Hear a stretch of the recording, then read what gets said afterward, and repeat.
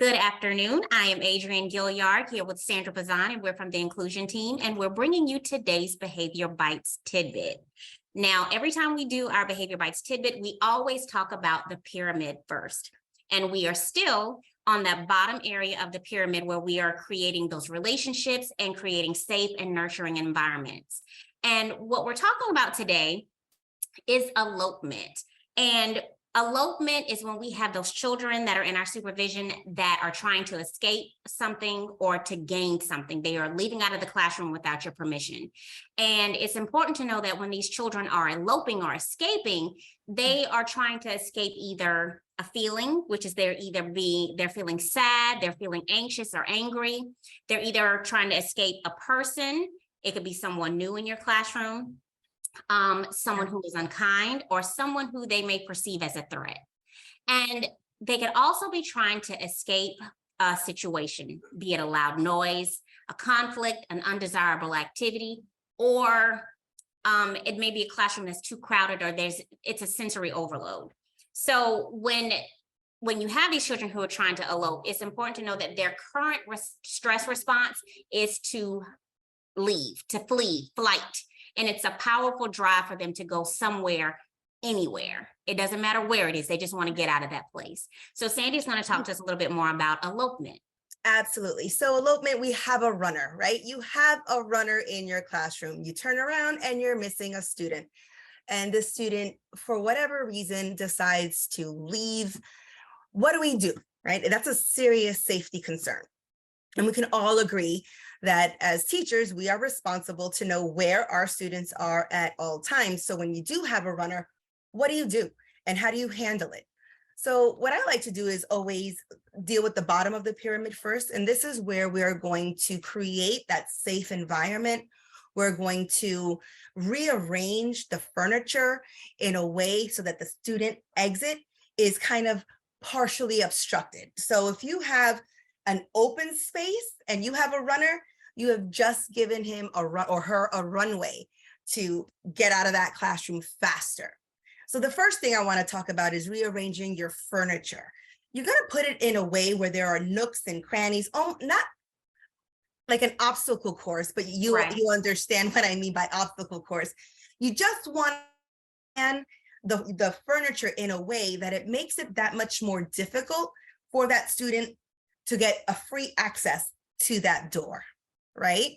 The other thing you're going to want to do is you're going to assign that student a seat where it's the furthest away from the door.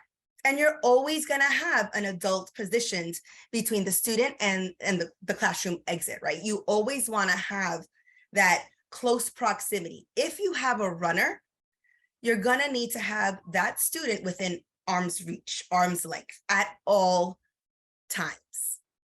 Does that make sense? It makes a lot of sense. Okay. Always, having them accessible to you, always in close reach.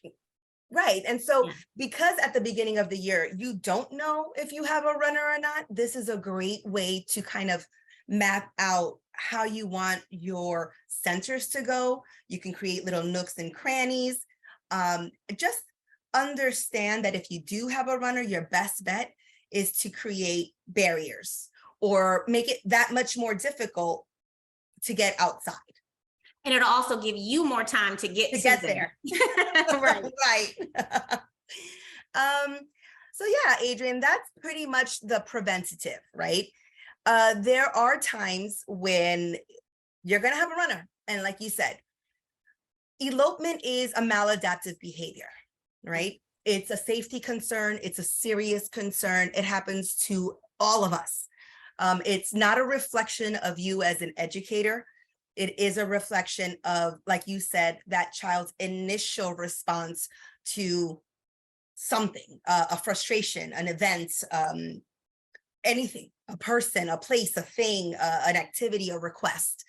So when we're talking, so now that was the bottom, right? We're setting up our classroom. We're talking about, like you said, the relationships. You have to build a relationship so that that child knows, hey, I'm here for you. You don't have to run. You can come to me. But that's going to be taught. Right. Because if you have a runner, the chances are that there is a function to that behavior. We've talked about this before, right? when you're dealing with maladaptive behaviors, you have to understand the why. So with function of behavior, when it comes to elopement, we need to really take data. We really need to understand the reasons behind the elopement. So, and now we're talking more so that very top of the pyramid, right? So that one or two, hopefully just one child in your classroom that elope. And that's that 1%, that 1, 2, 3% at the very top of not every child is going to leave. One of the strategies that I would suggest, just so that we kind of can be preemptive as well, is a visual. We talked about visuals before, right? Big old red stop sign at the door. You have to teach what that environmental sign is. So that's also literacy. I mean, you pull it all in, right? So you have a stop sign. Everybody knows what a stop sign means, right? So that's a generalized visual for the entire class. You could also put a red tape or any color tape on. I like red because, you know, red means stop, right? So red tape on the floor.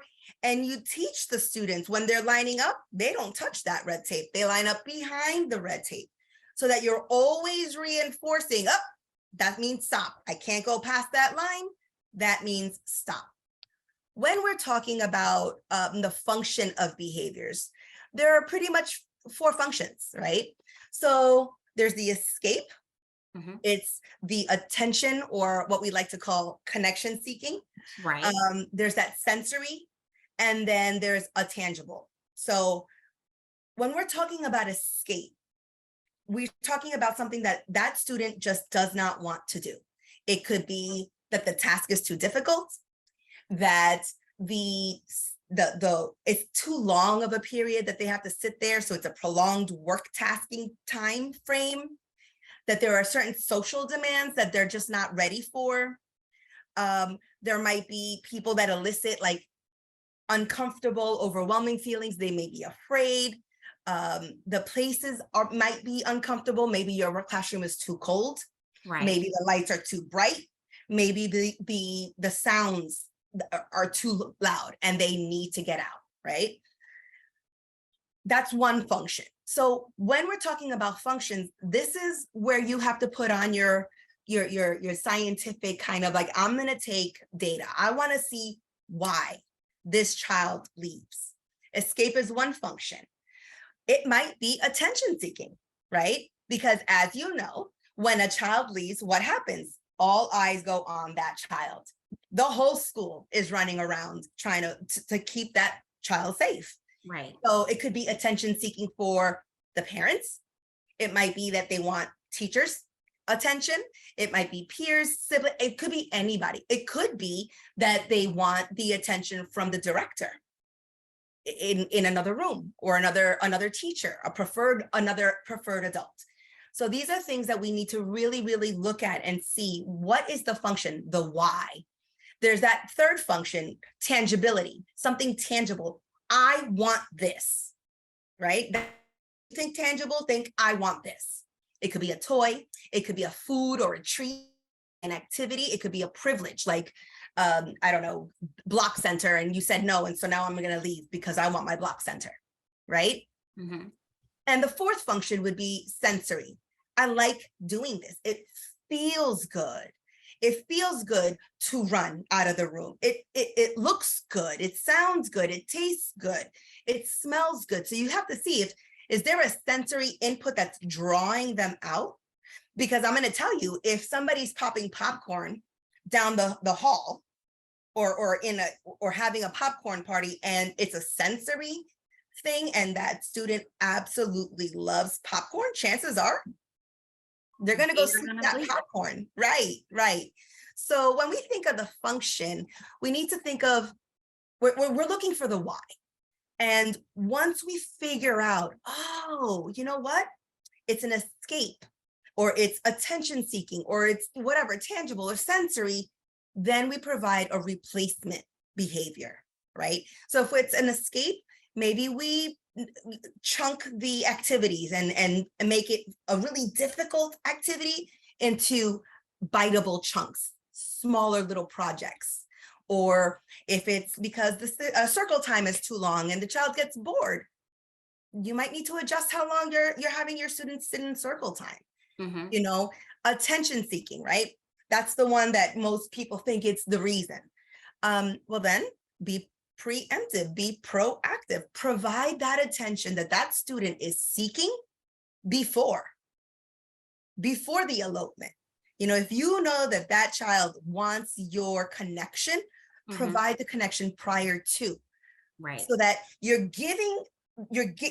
replacing the maladaptive behavior with an appropriate, because they want the attention and that's appropriate. The way they're seeking it is not.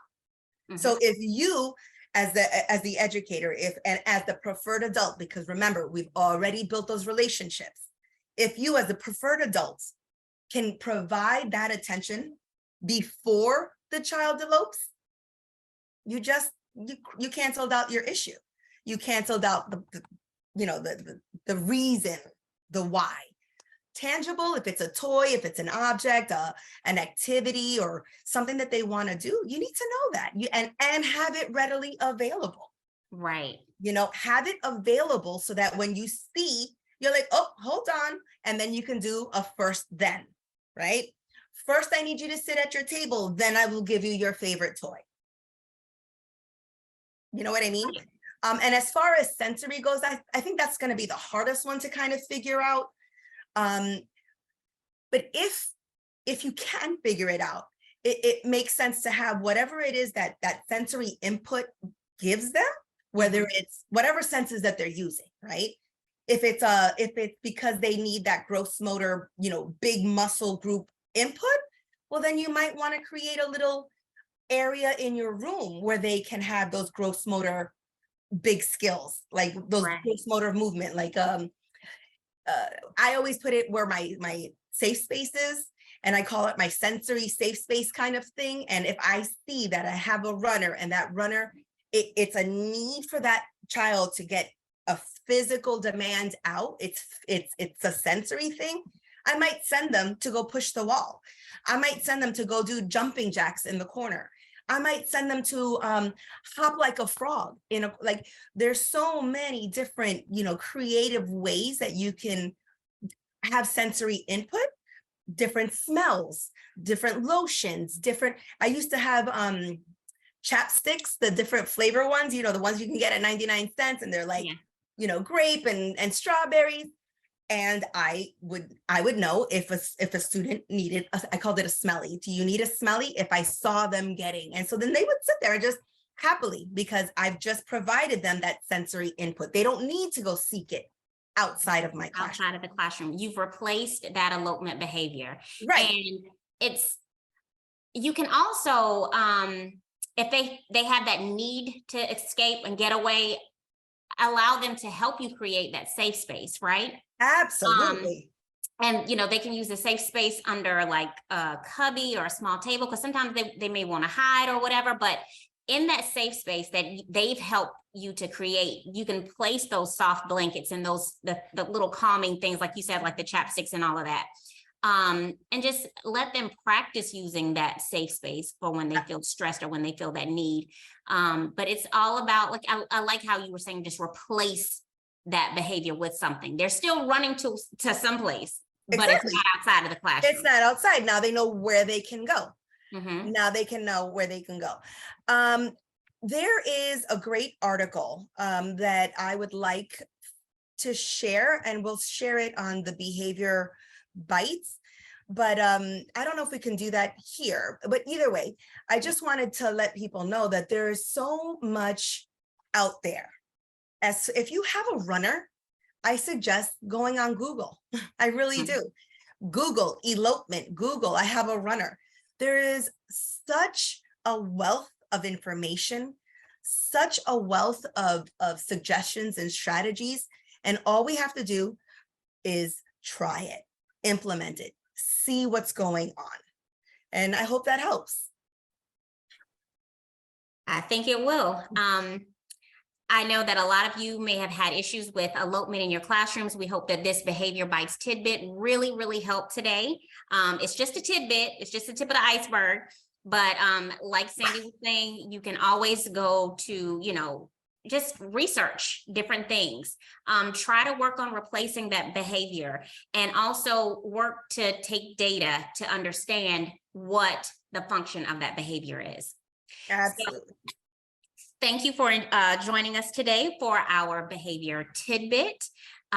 You can find our tidbits on Tuesdays of every week. You can go to elcbroward.org, providers, behavior bites tidbits. So thank you so much for all that you do for our children in the community, and we will see you next time.